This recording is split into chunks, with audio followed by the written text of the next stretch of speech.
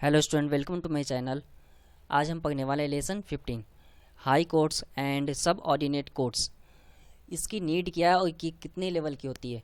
Courts 3 level की है, जैसे कि आपकी गवर्नमेंट है। गवर्नमेंट में 3 लेवल की है। पहले लेवल पे आपकी सेंट्रल, सेकंड पे स्टेट और थर्ड पे लोकल गवर्नमेंट। वैसे ही कोर्ट में भी 3 है, high supreme court, high court and सब ऑर्डिनेट कोर्ट। हाई कोर्ट तो आपको पता होगा, एक स्टेट में एक होता है, जो कैपिटल में स्पेशली होते हैं। जैसे बिहार के पटना में, यूपी का लखनऊ में हाई कोर्ट है। ऐसे ही कैपिटल में ही कोर्ट्स बनाए जाते हैं। सब ऑर्डिनेट कोर्ट डिस्ट्रिक्ट का होता है, डिस्ट्रिक्ट वाइज कोर्ट है। तो जितने इंडिया में डिस्ट्रिक्ट है इतने कोर्ट्स है, तो हम उसे जिला और डिस्ट्रिक्ट कोर्ट ही कहते हैं। एक जिला का एक कोर्ट, यही कह सकते हैं फ़िलहाल। तो हम आज सबसे पहले ये डिस्कस करेंगे, इंपॉर्टेंट क्वेश्चन यहाँ लिखा है, इसकी मीनिंग समझा देगा आपको। पहले तो आप बाहर देख के आए कि क्वेश्चन दिया हुआ होगा आपको, तो वो क्वेश्चन बहुत ही इंपॉर्टेंट है। उन्हीं क्वेश्चंस पे हम डिस्कस करते हैं चैप्टर वाइज, ताकि आपकी पेपर की क्लियरिटी, कॉन्सेप्ट और मार्क्स और आंसर में लिखना कैसे वो पता लगे। तो आज हम करने वाले सबसे पहले पैटर्न।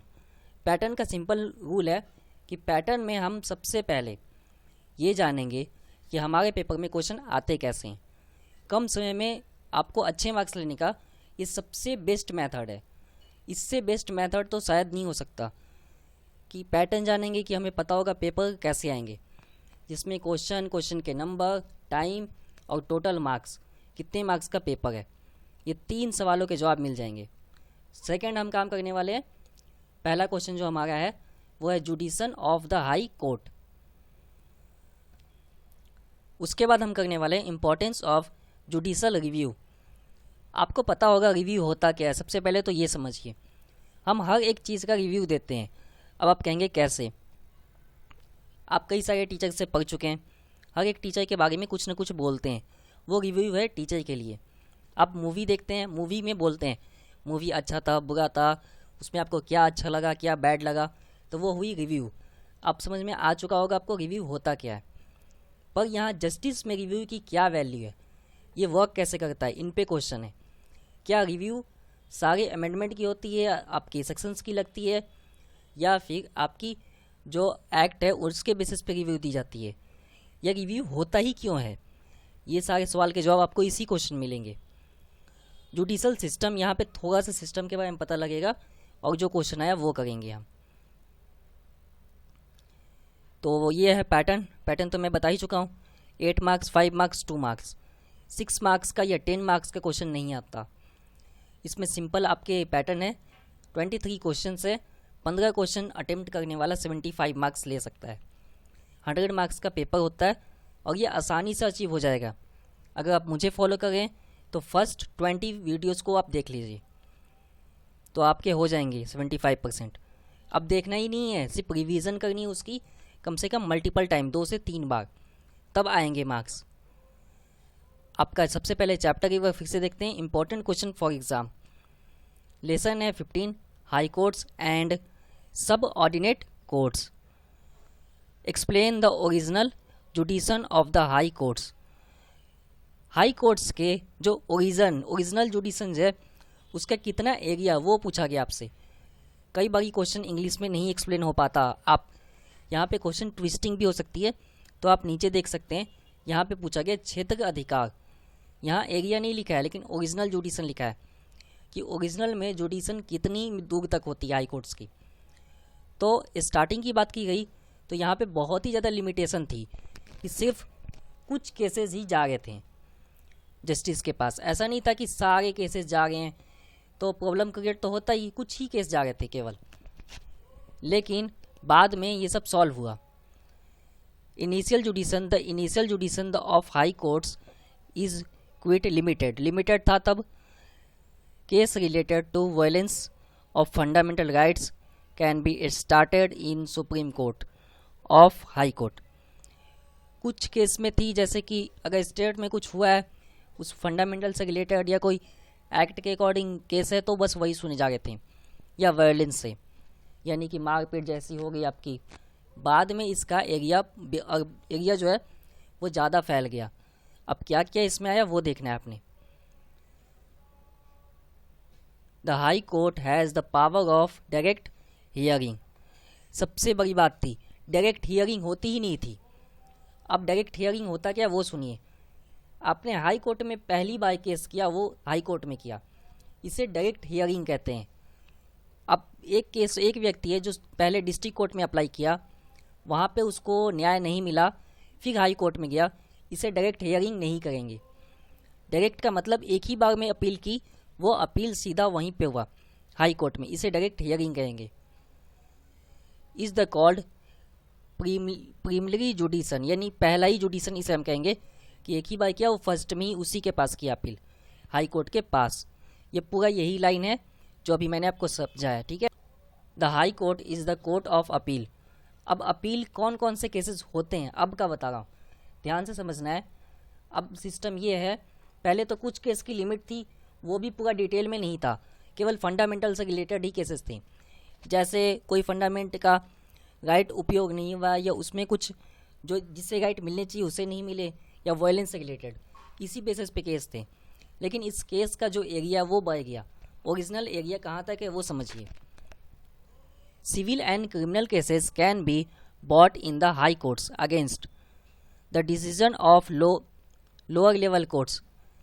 जो डिसीजन लोअर लेवल कोर्ट यानी कि डिस्ट्रिक्ट कोर्ट में नहीं हो पाता, उन्हीं केसेस को सिविल, उसी केसेस को हाई कोर्ट एक्सेप्ट कर लेता है। तो उसे हम डायरेक्ट केसेस नहीं बोलेंगे, उसे बोलते हैं ट्रांसफर केसेस, या फिर आपको नहीं मिला है न्याय तब केसेस है वो। ये बात की गई है PIL। PIL होता क्या ये समझना है आपने। PIL कोई भी कर सकता है, और इसी एक्ट, इसी जो थी, इसी रूल के, इसी अपील के तहत, रूल नहीं है अपील है, तो इसी अपील की हेल्प से आपको पता होगा सलमान खान पे भी केस हुआ था PIL के द्वारा।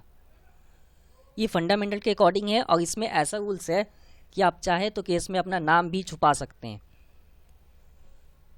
अब इसमें क्या किया गया है, फंडामेंटल राइट्स, इसका होगा कोई आपका छेड़छाड़ या फिर इसके रूल्स टूटेंगे तब उस पर केसेस होंगे। कॉन्स्टिट्यूशनल रिमेडीज़, अगर इसके बेस पे क्वेश्चन जो है केसेस, तो उसकी सॉल्विंग होएगी। देन आपको पता लग चुका है कि हाई कोर्ट में कैसे होते हैं। डायरेक्ट हियरिंग ने किया, सबसे पहले अपील केसेस आने लगे, क्रिमिनल केसेस, सिविल केसेस, ये सब आने लगे। PIL के द्वारा भी जो अप्लाई था वो होने लगा। PIL जो था वो स्पेशली किसके लिए था, जो आम सिटीजन्स है उनके लिए। कई बार कहा गया आम सिटीजन्स की सुनी नहीं जाती, लेकिन PIL के द्वारा ऐसा नहीं था, सॉल्व होने लगा। अगला क्वेश्चन नंबर 2 है, what is the meaning and importance of judicial review.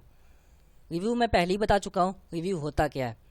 हम कोई भी मूवी देखते हैं, या फिर किसी टीचर से पढ़ते हैं, या कोई बुक्स पढ़ते हैं, या फूड खाते हैं, उसमें एक कमेंट करते हैं, अच्छा या बुरा, उसकी क्वालिटीज़ के अकॉर्डिंग करते हैं, उसे ही रिव्यू बोलते हैं। जुडिशल रिव्यू में नहीं होता ऐसा कुछ। यहाँ पे होता है कि जो केसेस नहीं, जो लॉ बने हैं, उस लॉ में क्या सही है क्या गलत है उसका रिव्यू करता है। वो रिव्यू होता है जस्टिस, सुप्रीम कोर्ट के द्वारा। अगर रिव्यू में वो पास हो जाता है तो वो लॉ इम्प्लीमेंट हो जाएगा। लेकिन ऐसा नहीं होता सब लॉ में। जैसे नोटबंदी था, इसका तो जो बोलते हैं जुडिशल रिव्यू हुआ ही नहीं, ये डायरेक्ट इम्प्लीमेंट हुआ है। क्यों? क्योंकि जहाँ पे ये बना है तो इसे 80% वोटिंग ऑलरेडी मिल चुकी थी। तो 80% वोटिंग वाले जो लॉ होते हैं उनमें यही बोला जाता है कि नहीं, ये लॉ ऑलरेडी राइट है, इसमें एक भी प्रॉब्लम्स नहीं है, तो प्रीफर की जाती है कि बस राइट है तो इम्प्लीमेंट कर दो। ये सिंपल सिस्टम है। अब आंसर में, this is the process by the which the judiciary examine करता है जो लॉ बना है लॉ बोर्ड के द्वारा, एग्जीक्यूटिव फंक्शन के द्वारा। अब इसको एग्जामिन करने के बाद वो फाइनल रिव्यू होता है सुप्रीम कोर्ट के द्वारा। अगर सुप्रीम कोर्ट बोल देगा कि वो लॉ सही है तो इम्प्लीमेंट है। अब हाई कोर्ट्स भी ऐसा ही कर सकता है।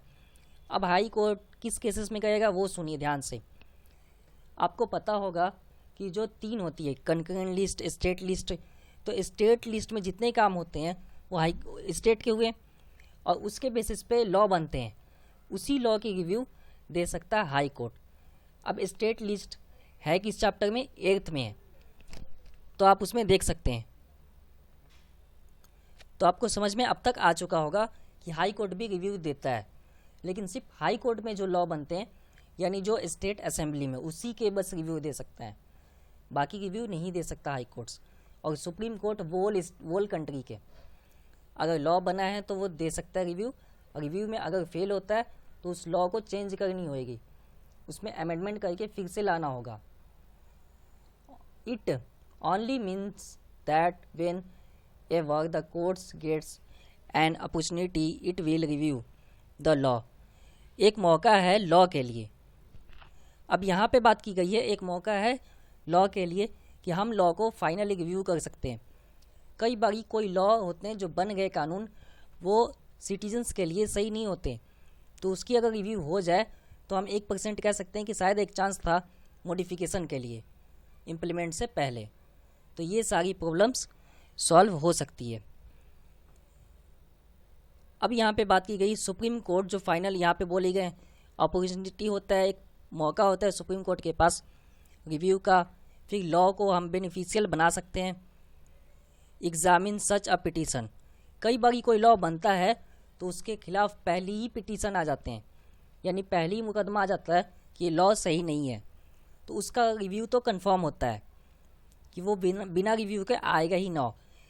अब जैसे था आपका कई सारे लॉ इम्प्लीमेंट हुए हैं, जो गवर्नमेंट आती है, हर गवर्नमेंट लॉ बनाती है एजुकेशन बेसिस पर। कई तो लॉ ऐसे हैं जो आपके रिसोर्सेज बेस पर हैं, आपके फॉरेस्ट बेसिस पर हैं, ये सारे लॉ बनते हैं और इन्हीं लॉ के अकॉर्डिंग काम होता है आपकी पूरी सोसाइटी में, कंट्री में, वोल कंट्री में। अब यहाँ पे बोला गया जो जुडिशियल रिव्यू है वो स्पेशली हेल्प हुआ है, किसके लिए help?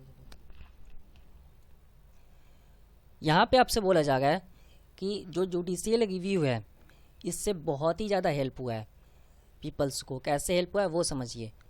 The right to religious freedom ये मिला है। उसके अलावा एम्प्लॉयज़ को, अब एम्प्लॉयज़ के होता है कि वर्कर्स, यहाँ आप वेलफेयर ऑफ एम्प्लॉयज़ की जगह वर्कर भी लिख सकते हैं, ऐसा कंपलसरी नहीं है। और डेली लेबर्स, इनके साथ जस्टिस हुआ है।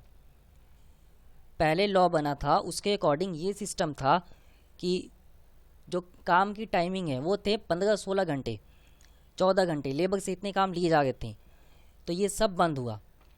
अगर ये जुडिशियल रिव्यू नहीं होता तो शायद ये चीज़ होता भी नहीं। तो ये सब बहुत ही ज़्यादा हेल्प हुआ है कई सारी कैटेगरीज़ को। तो हम कई क्वेश्चंस इसमें कर चुके हैं कि रिव्यू आखिर होता क्या है, पता लग चुका है।